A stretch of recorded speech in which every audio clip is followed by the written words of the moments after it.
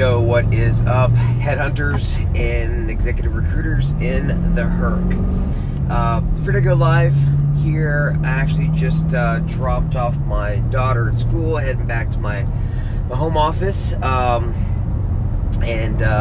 just had a thought I want to share with you guys about the obstacle is the way. By the way, a little personal side note, just got some work done on my sleeve, so that is going to be Medusa.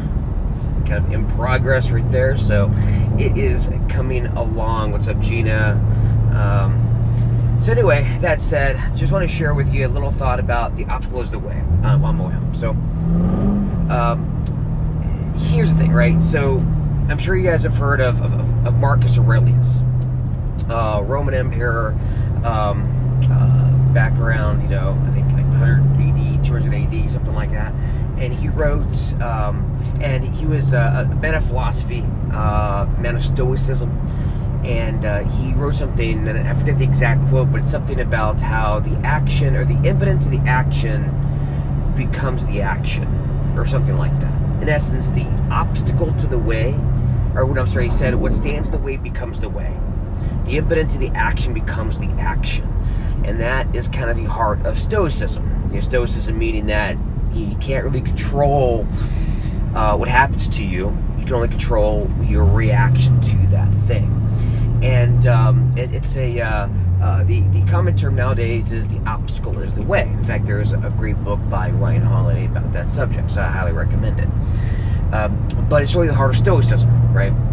That you can't control what happens to you, but you can control your perception of the thing, and then your action about that thing, and you use the obstacle for your own benefit, right? So here are some examples, right? We could all bitch and moan about our lot in life, or the hand that we were dealt, or disabilities that we have, or the color of our skin, or the sex that we were born, or whatever the fuck you want to complain about, and use it as an excuse for why you're at where you're at, right? But at the end of the day, if you look in the mirror and you're not satisfied with where you're at, there's really only one person you can blame, and that's yourself, right? So, as an example, I was born with a very severe speech impediment. I have verbal apraxia. My daughter has it too, although it manifests in different ways, not near as severe. But when I was a child, they thought it was a stutter. They didn't know what verbal apraxia was at the time. But basically, verbal apraxia is a connection problem between the brain and the mouth. There are certain sounds that I have a very hard time saying. And so, or certain combinations of sounds, etc. It does come out a little bit. Sometimes if people know it, they can tell. If you don't know, you really can't tell the way I speak, right?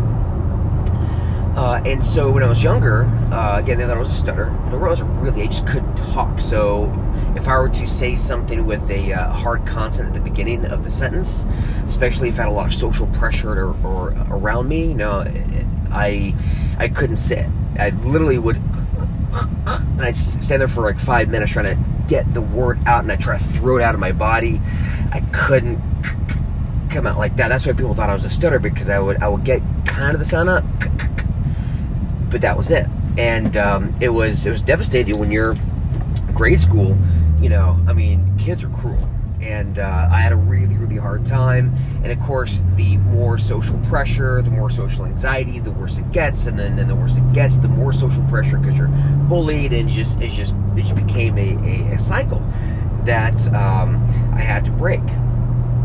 And I eventually did. And I learned strategies to kind of get around it. To this day, I talk in certain ways, use certain words, because there's other words that I have problems with. It's just kind of a thing that I've learned to deal with over the years. But what happened was I got into sales and eventually recruiting, because the obstacle is the way. I was so desperate to be liked and to be successful and to fit in and to have all those things that everybody else had. The ease of communication, and to have people like them, and to be charismatic, and I wanted those things so badly, and I didn't have any of that. So instead of shirking from that, I was drawn to it, and you could say in an unhealthy way, because I became obsessed with it, and to this day, sometimes I still have those vestiges of that in my head. But what it did was it led me to seek out those situations that put me in those positions to build those skills. And it put me in situations where even, heck, my first few years of recruiting, I remember at one point I had to go see a speech therapist because I was in a slump, and that my old speech patterns came out, and it was really affecting me, especially on my cold calls. I would again, kind of stutter or not be able to say certain words, or it was really bad. And but I stuck with it because the obstacle is the way. I really think I wouldn't become as much of a talker as I am today and be where I'm at and be successful if it hadn't been for seeing the obstacle as the way, right? And there's, of course, lots of other examples. When I first came out, now people look at me on video and think, you're so natural on video, you're so good. No, I sucked on video. I sucked really bad. I was really afraid to put myself out there. Heck, I was afraid that when I came out on video and I started preaching about Facebook and digital marketing, people would think I was a fraud. I was really afraid of that. I was afraid that I get haters, and I looked horrible on video. I couldn't write content worth shit when I first started doing this. But you take what you're bad at and you work on it, And Gary Vee talks a lot about doubling down on your strengths, and I do believe that, but I think that people take that to the extreme and they don't look at their weaknesses or what they're not good at and use that as an opportunity to really make that obstacle the fucking way, right? And go that direction, because that might just be what you were meant to do, okay? And that's the heart of Stoicism. You can't control what happens to you. Shit happens. You can fucking cry about it. No one cares. No one cares except for you, okay? At the end of the day, does that serve you? No. You have to find a way to change your perception of things, change your the action that you take because of those things and a reaction to those things, and either it's going to be for your benefit or not, and it is up to you. And it takes a lot of willpower, it takes a lot of strength of character, it's really hard, it sucks. So for all of you folks who say, I can't do it, or that are stuck maybe at the same billing for years and years and years, you're just kind of stuck in that mindset, right? I'm always, or it could be that you might be bad on video, or I can't write content, whatever it is. I can't get in shape, I can't lose I can't lose my love handles, whatever it is. Social anxiety, get the fuck over it. You want to know how I got over a lot of my social anxiety in my early years?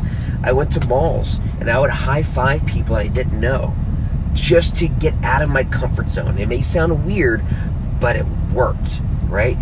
Find ways to get out of your comfort zone. Find ways to make the obstacle the way. Make the obstacle the way. You want to hear another example of the obstacles of the way? When I first started my business, when I first started my very first search firm, not the Kinetic Group, but this was my very first one, Uber. Yes, it was named Uber. It has no relation to the current Uber at all. This is before Uber even became a concept. This was back in 2004 when I started the company. And I started it. I was actually on the tail end of a slump, and I didn't have any money. I burned through all the cash I had in the bank. I had nothing. And I was so afraid to make the jump. I was going from recruiting insurance to recruiting SAP, so I didn't have to worry about like a non-compete. And but I fucking did it. And I made the obstacle the way because I was so desperate. I worked, 12, 14, 16 hour days. I hustled and hustled and hustled. I had to hide my car so it wouldn't get repossessed. My first 9 offers were turned down, and I was desperate for a deal. I didn't make my first deal for the first 6 months of my new business, but I made the obstacle the way, right? So when you have obstacles in your life, think about how you can make the obstacle the way, and go read the book. It's a fantastic book. All right, guys, with that said, that is it. I appreciate it. Good morning, everybody. Happy hunting, and I will talk to you guys later.